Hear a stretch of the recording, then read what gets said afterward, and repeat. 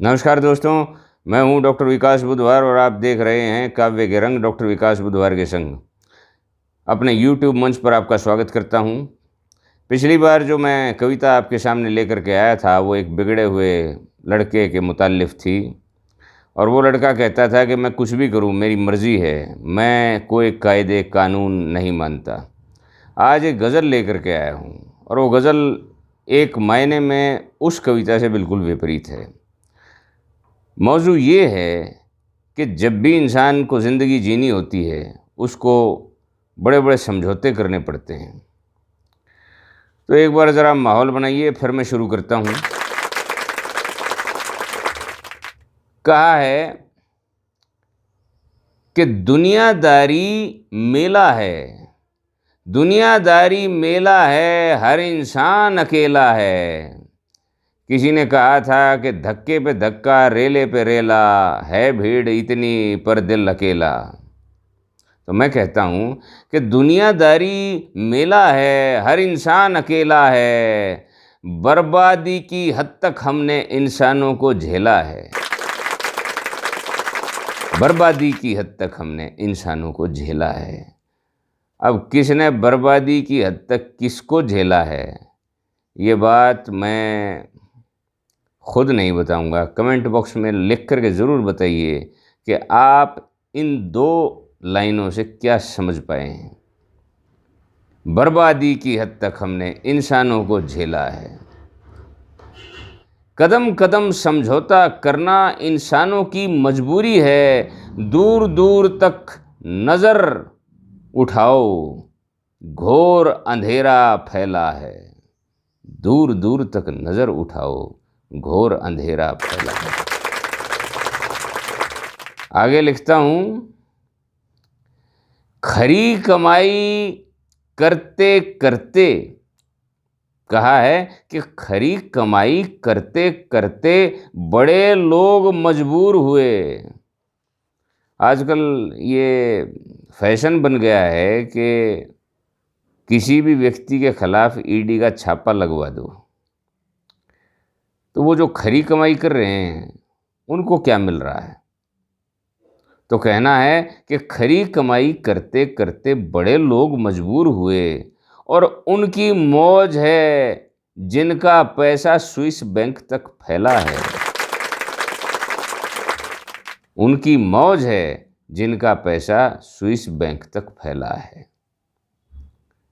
यानी कि काले धन और सफ़ेद धन के बीच में बड़ी खींचतान चल रही है, पिछले 10 साल से चल रही है, लेकिन फिर भी काला धन कमाने वाले मौज ले रहे हैं, ऐसा मेरा मानना है। आगे लिखता हूँ, उनके पीछे चलते चलते, उनके पीछे चलते चलते अपनों तक को भूल गए। देखिए, चमचागिरी का बोलबाला है।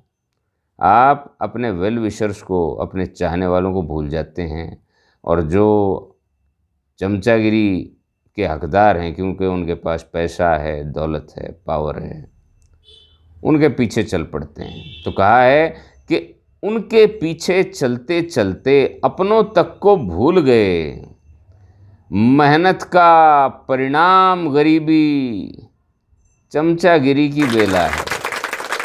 मेहनत का परिणाम गरीबी और चमचागिरी की बेला है।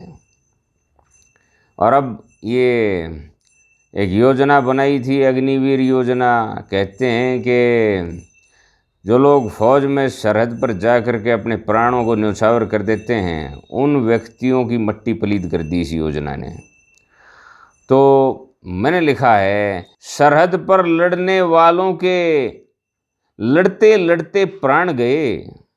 कहा है कि सरहद पर लड़ने वालों के लड़ते लड़ते प्राण गए, रैली के भाषण पर उनके जयकारों का खेला है, रैली के भाषण पर उनके जयकारों का खेला है और इंसान सदा अकेला है। आगे लिखता हूँ कि इंसानों को पूजते देखा। देखिए, पहले भगवानों के भक्त हुआ करते थे, ठीक है, मानते हैं भगवान की भक्ति होनी चाहिए, लेकिन इंसान के भी आजकल अंध भक्त हो रहे हैं। तो मैंने लिखा, इंसानों को पूजते देखा भगवानों के मंदिर में। मेरा इशारा इस तरफ है कि जब राम लला के मंदिर में उनकी प्राण प्रतिष्ठा हो रही थी, उस वक्त हमारे प्रधानमंत्री की कैमरा कवरेज कर रहा था मीडिया का, जबकि राम के माध्यम से हमारे प्रधानमंत्री की तरफ सारा मीडिया, सारा देश झुका हुआ था और इसकी बड़ी आलोचना भी हुई थी हमारे मीडिया के अंदर। तो मैं लिखता हूँ कि इंसानों को पूजते देखा भगवानों के मंदिर में, इंसानों को पूजते देखा भगवानों के मंदिर में, इन इंसानों के कब्जे में पावर पैसा धेला है। ये भी मैं बता देता हूँ, ये लोग तभी तक पूजेंगे जब तक कि सत्ता के अंदर हैं। तो इन लोगों के कब्जे में पावर पैसा धेला है। अब सार देखिएगा, मिट्टी से बाहर निकला है, मिट्टी में मिल जाएगा। इंसान मिट्टी का पुतला है, तो मिट्टी से बाहर निकला है, मिट्टी में मिल जाएगा। चिता जलेगी जब इंसान की, हर इंसान अकेला है। देखिए, इस दुनिया में चाहे आपके कितने ही हमसफ़र हो जाएं, वो चमचागिरी करते करते आपके साथ हो लेते हैं, लेकिन मरने के बाद का सफ़र आपको अकेले ही तय करना पड़ता है। चाहे वो राजा हो, चाहे वो रंक हो, वो अकेला ही जाता है। तो एक बार राज कपूर पर फिल्माया गया एक गाना था कि सजन रे झूठ मत बोलो, खुदा के पास जाना है, न हाथी है न घोड़ा है, वहाँ पैदल ही जाना है। उस यात्रा में हर इंसान बराबर हो जाता है। इसलिए यहाँ किए गए गोरख धंधे वहाँ कुछ काम नहीं आते।